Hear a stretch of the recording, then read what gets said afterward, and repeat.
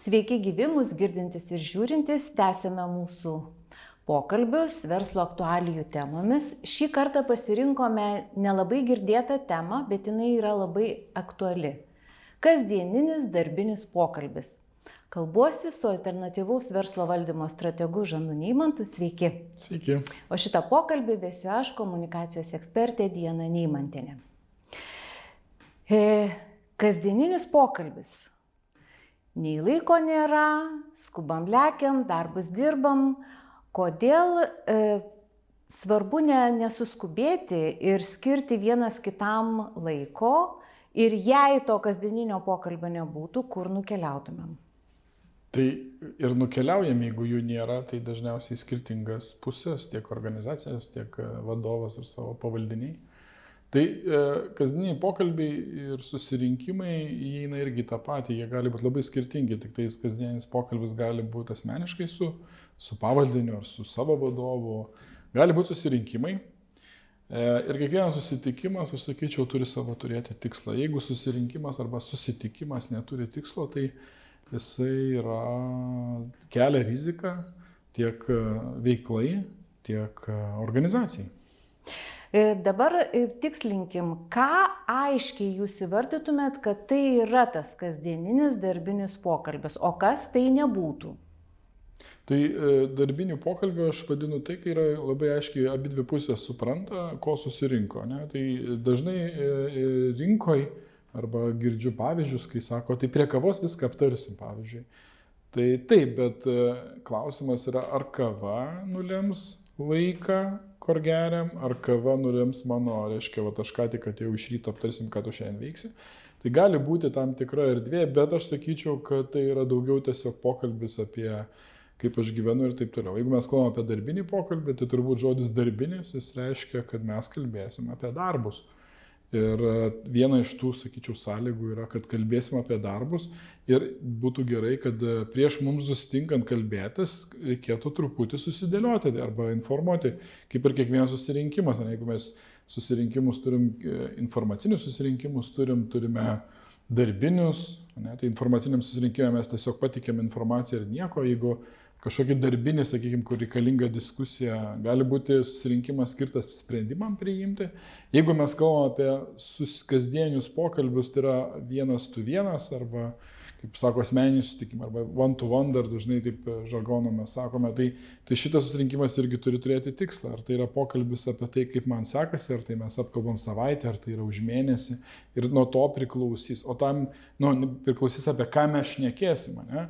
Kodėl jis reikalingas. Tai reiškia, kad aš turiu tam, kad jis būtų, kaip čia sakyti, veiksmingas arba turėtų savo pagrindą, aš turiu jam pasiruošti. Ir tuo pačiu ir kaip vadovas turiu pasiruošti, bet ir tas žmogus, kurį aš kviečiu, arba gali būti, kad aš kaip pavaldinys kviečiu vadovą pasikalbėti apie kažką, aš turiu informuoti.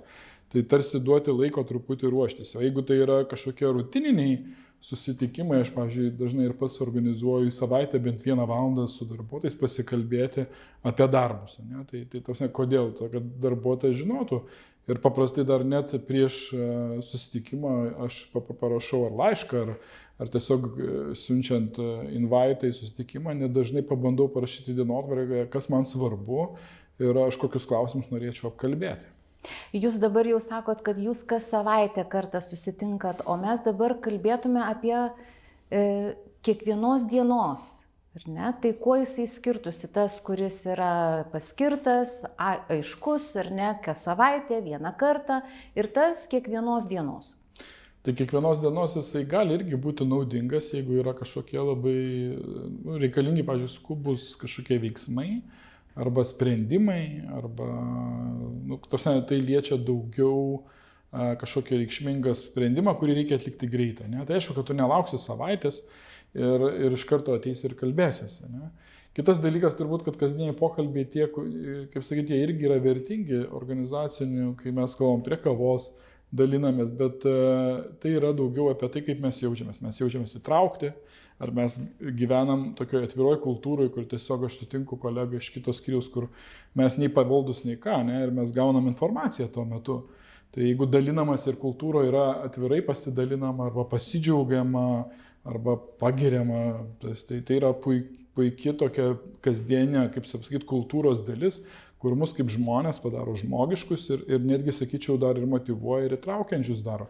Bet kai aš kalbu apie savaitės, tai jisai skiriasi tuo, kad vis dėlto tai yra tam tikri cikliniai dalykai, kur to pokalbio susitikimo metu yra tam tikra, kaip sakyti, tam tikri turbūt net, mano atveju nerašyti dalykai. Ne? Aš būtinai paklausiu, kaip tau sekasi, aš paklausiu, kaip tu jautiesi, aš paklausiu, kuo aš tau galiu pagelbėti labai konkrečiai, nes dažnai vadovai neužduoda tokių klausimų, o kartais ir darbuotojai tiesiog, kaip čia sakai, nepagalvoja, kad reikia paprašyti pagalbos.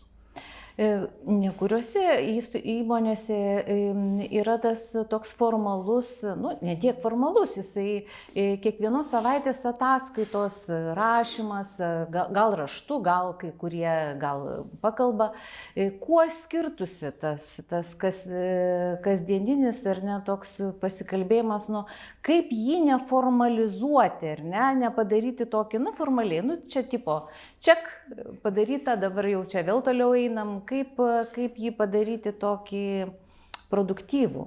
Tai formaliai, jeigu mes sakom, aš noriu formalaus dalyko, ne, tai reikėtų aiškiai suvardinti, kodėl tai reikalinga pirmiausia. Ne? Pavyzdžiui, už savaitę parašyk ataskaitą. Ne? Ir aš esu pats daug metų rašęs, kiekvieną penktadienį rašydavau, ką nuveikiau per savaitę. Ne? Į klausimą, kodėl aš tai dariau, ne? Tai kai tu darai, nežinau, į kažkokiam procesui, kuriam tiesiog reikia nuolat atnaujinti duomenis, kažkoks vyksta projektas, nežinau, diegimas, sistemos, skaitmeninimas. Tai paprastai tada aš rašau, tas ir tas, tokiam progrese, nevėluojam ir taip toliau. Tai gali būti ir tas formalus geras dalykas, bet formalom tokioje ataskaitoje rašyme nėra žmogaus. Ir tada mes sakom, kad aš galiu ataskaitas nuostabės rašyti, bet žmogus gali būti pamestas, o tai jis gali būti neobjektyvus, pavyzdžiui, arba jisai gali parašyti, kaip jam atrodo, bet nebūtinai tai yra.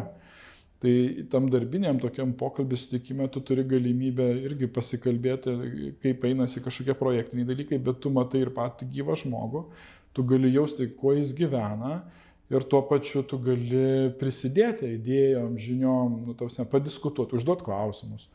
Giliau pakapstyti. Mes iš tikrųjų visi ugdomės per vadovus, per mokymus, per kažkokius dalykus. Tai kasdieniai tokie darbiniai pokalbiai, tai irgi ir ugdymo yra dedamoji, ne? Kad aš dalinuosi, tai jeigu vadovas tik tais ataskaitą gauna, tai reiškia, kad darbuotojas dirba ir jisai tik tais pats iš savęs, kiek sugeba pasimokyti tiek. Bet jeigu vadovas ne tik klauso, užduoda klausimus ar reflektuoja tam tikrus darbus, bet tuo pačiu ir siūlo sprendimus, arba jos pasitikslina, ar tu įvertini tą ir tą, ar tu peržvelgi, kokiais skaičiais remiesi. Ir dažnai žmonės sako, aš nepagalvojau. Aš dažnai sakau, tai tu žiūrėk, galima ir taip pažiūrėti, ir tokiu kampu, ir tokiu. Ir tada žmonės sako, kaip faina, kad tu išsakei savo požiūrį, ne? Ir tada tu gali sugeneruoti daug visai skirtingų idėjų, o kartais net ir, kaip čia sakyti, rasti sprendimus, kurių galbūt žmogus neišsakęs neranda. Gal galėtumėm taip simuliaciniai pažaisti ir kaip pavyzdį, ar ne? Jūs galėtumėt pasakyti jūsų supratimu, kokie būtų svarbiausi klausimai, kur reiktų atkreipdėmėsi ir neprabėgti per juos. Kokius jūs klausimus užduotumėt? Aš suprantu, kad nekartotumėt to kiekvieną dieną, bet kaip pavyzdį. Aš gal pradėčiau nuo to, kad kiekvienas pokalbis turėtų turėti tam tikrą struktūrą. Ne? Tai aš sakyčiau vis tiek, kai tu ateini kalbėtis, tai pirmas dalykas, jeigu tu pasiruoši, tai tu jau žinai tos klausimus, ką tu nori sužinoti, bet nereikėtų pulti stačia galva, žinai. Tai ką tu nuveikai per kitą savaitę?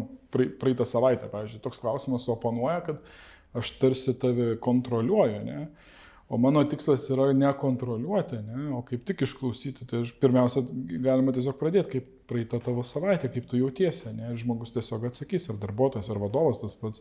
Sakys, aš turėjau sunkumų, ar ten esu užsikrėtęs, turiu problemų, ten, nežinau, yra labai skirtingas gali būti atsakymas, tiesiog paklausti žmogaus, ne? Ir tai padeda suprasti tą emocinę būseną. O toliau yra sekantis po šito, kai mes pasidalinam, tai nereiškia, kad aš uždaviau ir nieko pats nepasakoju, ne?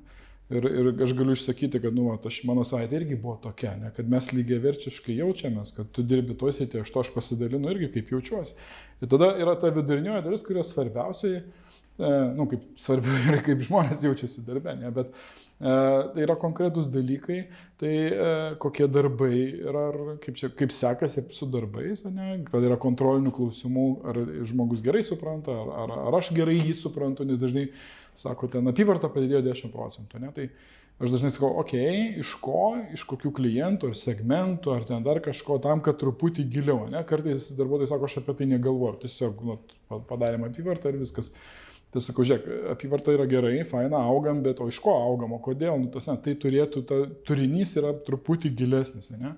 Tada gali būti daugiau tokių darbinių klausimų, tada yra tokios, sakyčiau, irgi taisyklė, ne? Tai kas įvyko, arba ką, kodėl, arba kaip tu tą darėjai, pavyzdžiui, ar galėjai geriau padaryti, ar tau reikėjo pagalbos, ar tau netrūko priemonių.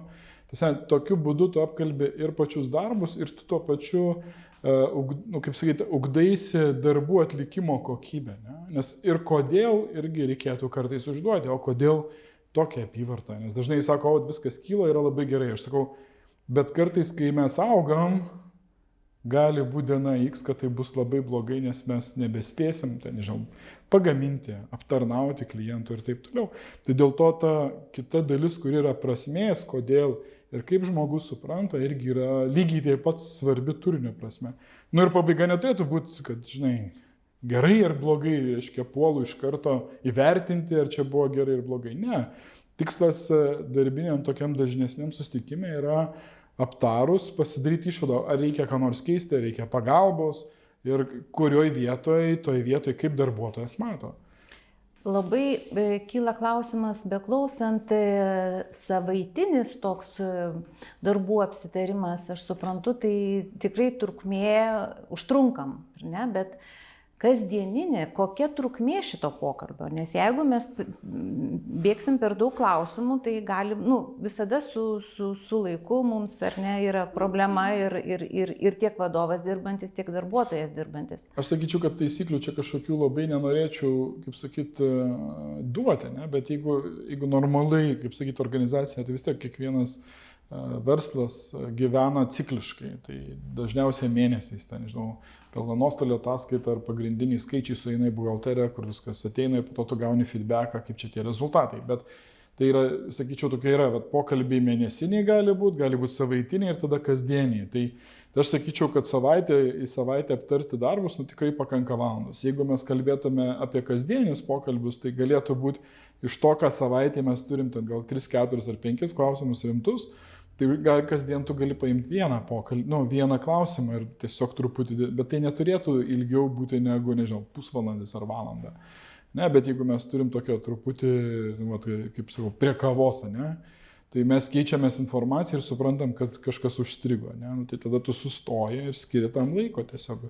Ar pasiaiškinti, ar kažko trūksta, ar paprašai kažko papildomai pasižiūrėti, o galbūt pats pasiūlai savo pagalbą. Aš esu irgi nekartą sako, man taip sunku rašyti funkcijas darbuotojams. Ne? Jis gavo darbą prašyti tam tikros skyriaus pareigybės ir jų funkcijas. Ir vadovas rašo viskas kaip ir gerai, bet aš matau, kad jisai tai daro lėtai ir jį demotyvuoja. Tai sakau, žiūrėk, aš tau galiu padėti, aš tau galiu kalbėkim ir iš karto rašysiu, bet po to tu tik peržiūrėsi. Jisai sako, ačiū, žinai. Ir atrodo, o tai buvo pokalbis tiesiog tą akimirką, mes apie pasikalbėjom, kaip tau sekasi, kaip tavo diena, vakar sėdėjau ilgai ir ten nemotyvuoja tas darbas mane. Atsakymas buvo toks, bet kai tu padėti, žmogus sako, irgi kažkokių įžvalgų. Pasiteisinusios vietos, kur kalbėtis ir nepasiteisinusios, kur nesikalbėti?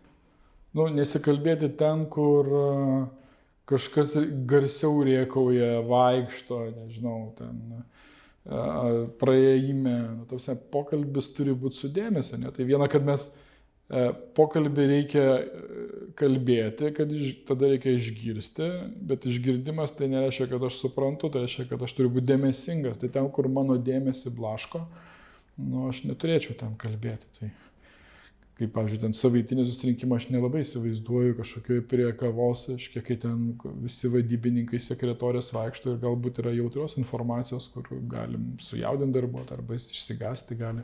Pagaliau ir aplinka reikia būti, kaip čia, dėmesingo, ne, ar visi čia nori klausyti apie kažkokią temą, kuri nesusijusi su to. Virtuvėlė, tai manau, kad nėra ta vieta, kur mes apie darbus turėtume šnekėti.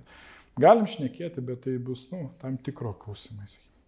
Yra daug emocijų darbe. Kaip nepereiti šitame pokalbėje prie didelės kontrolės, kažkokio spaudimo jausmo, kad tai būtų kažkaip draugiškai, o ne manipuliatyviai?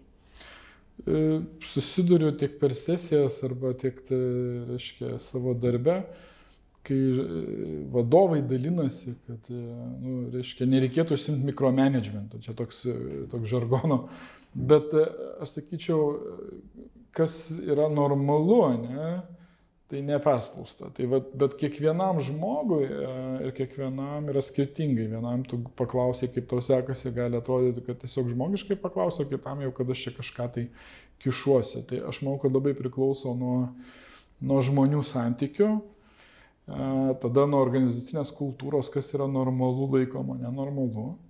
Tai čia irgi reikėtų laiko, kaip sakyt, pažinti ir suprasti, kur tu esi ir kaip mes tai vertinam.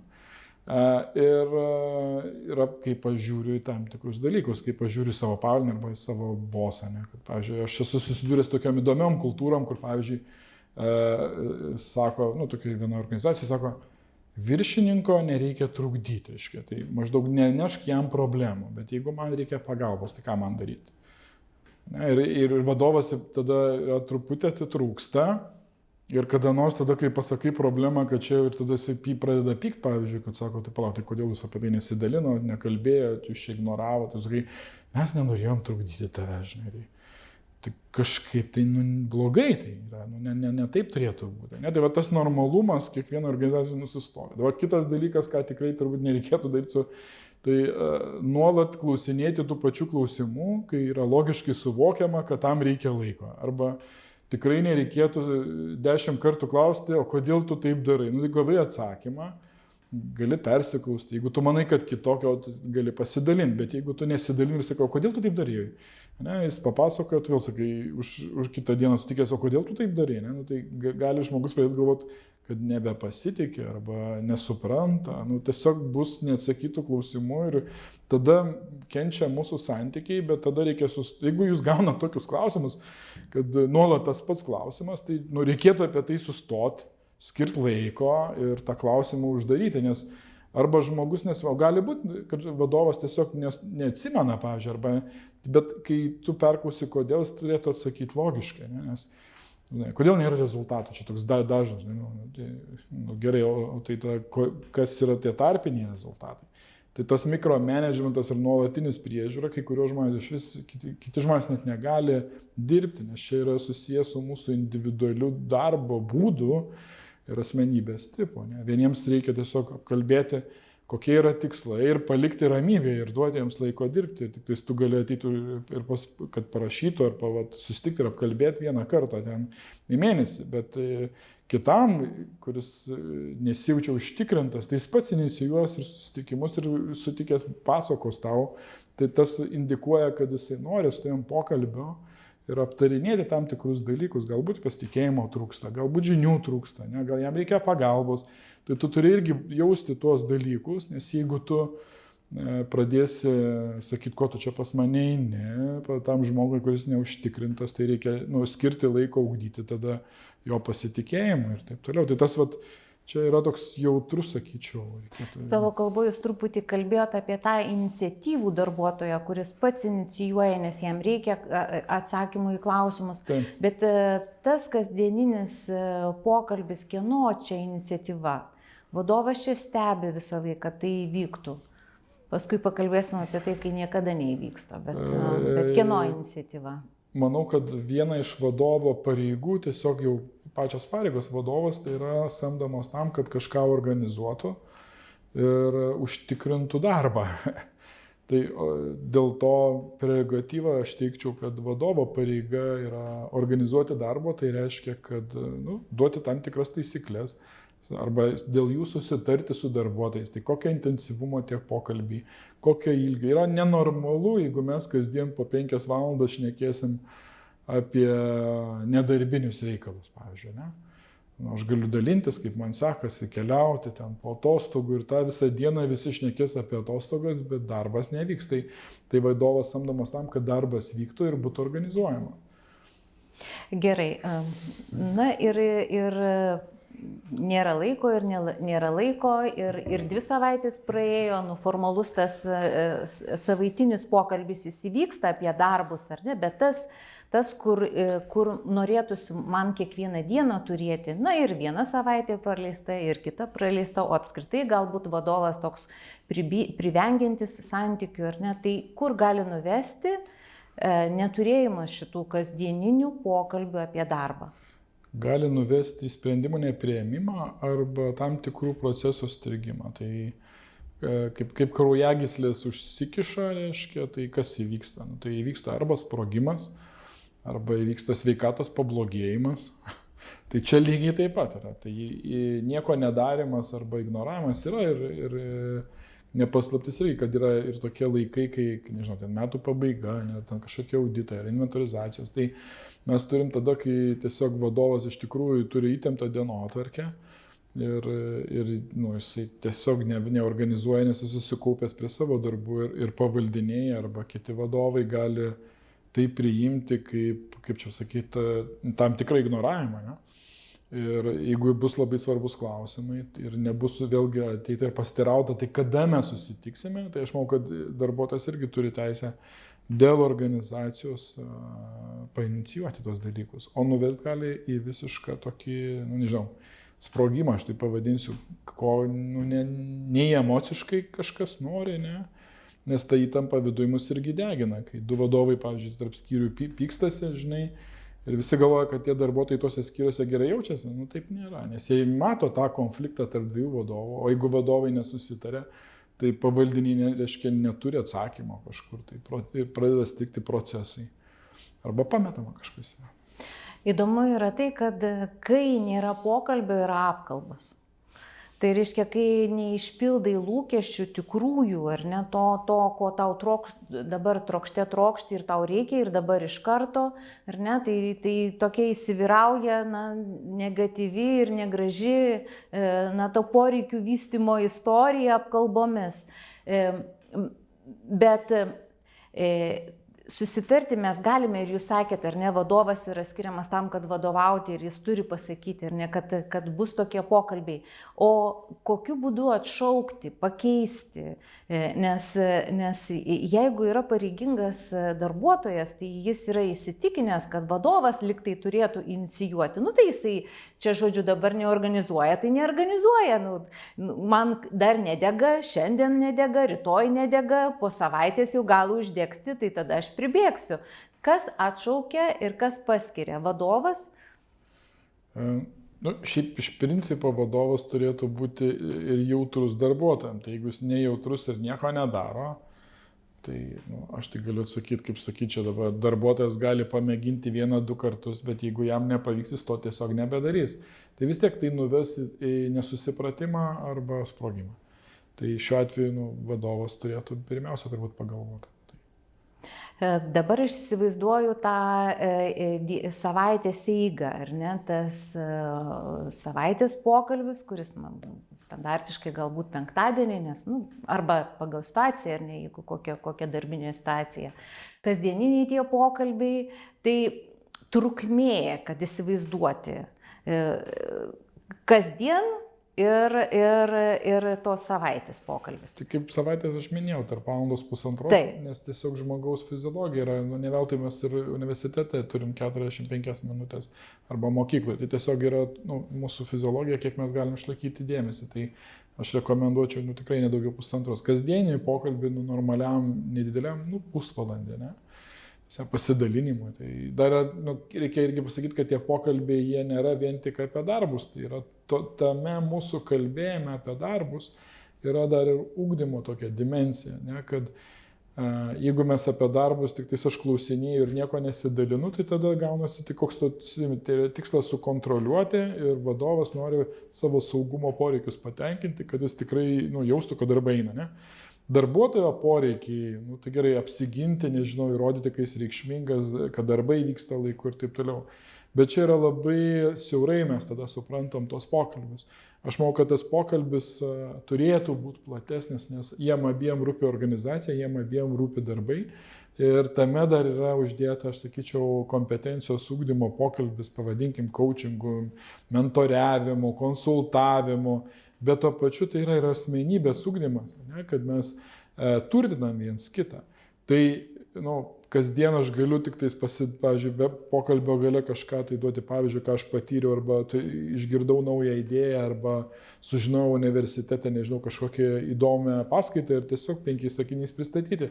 Ir tam mūsų pokalbis praturtės, tai tada, bet tai neturi būti, kaip sakyti, turi būti kažkokios protingos proporcijos mūsų to pokalbio. Ne? Tai tikrai kasdien nereikėtų labiau ten išsiplėsti. Tai arba aš dažnai dar irgi matau, kad jeigu yra mes kasdien apsimainėm kažkokiais dalykais, aš paklausiu ten, nežinau, kažkokio labai konkretaus klausimo, ar įvyko ten faktas tas ar anas. Darbuotojas atsakė, tai susitiko mane darbinių klausimų, bet aš baigiau tuo. Bet jeigu aš paklausiu ir staiga darbuotojas girdžiu, kai jau ten šneka ir aš laiko neturiu, ir jeigu tai yra aktualu ir jeigu negaliu laukti, tai sakau, gal galima pasišnekėti apie tai atskirai, kažkur tai susėdę. O jeigu tai gali laukti, aš sakau, žiūrėk, aš matau, kad tas klausimas tau svarbus, būk geras, aš turėsiu laiko tada, arba jeigu gali į savaitinį susirinkimą dėk. Tokiu atveju atsiranda struktūra mūsų, kaip mes kalbam apie tai.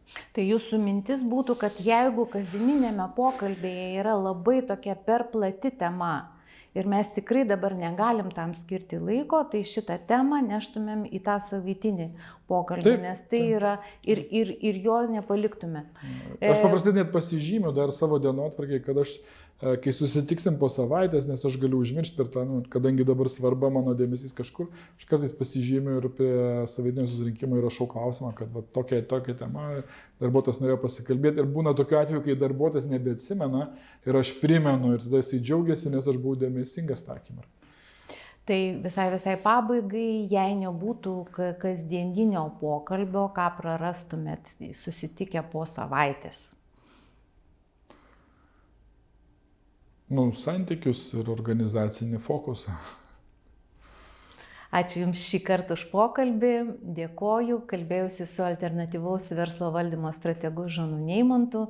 Tikiuosi, kad kaip skėtį praplėtėme kasdieninį pokalbį darbinį ir atradote ten daugiau spalvų.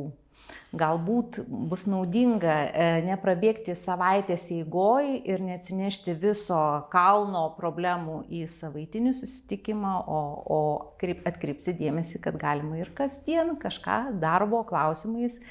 Kaip sakė Žanas, ne apie atostogos ir ne apie gyvenimą, bet tiesiog apie darbą pasikalbėti. Dėkoju visiems žiūrėjusiems, žiūrėkit mus ir po mėnesio. Ačiū Žanui, ačiū žiūrėjusiems, sudie.